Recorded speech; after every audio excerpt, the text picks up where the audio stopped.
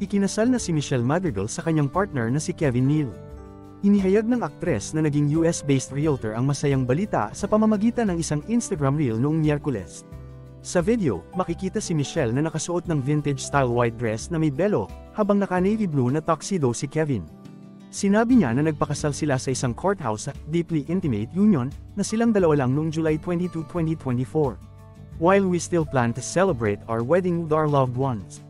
For now, we are overjoyed to be married, sabi ni Michelle. We are two people seeking the Lord to grow individually and as a couple, and to guide Anika and our future children, dagdag pa niya.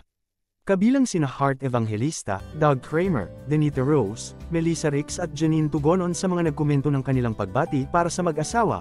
Unang nagpasilip si Michelle na engaged na siya noong May, sa pamamagitan ng Instagram reel na nagpapakita ng dinner date. Kinumpirma niya ang engagement noong kalagitnaan ng Hunyo sa isang Instagram story.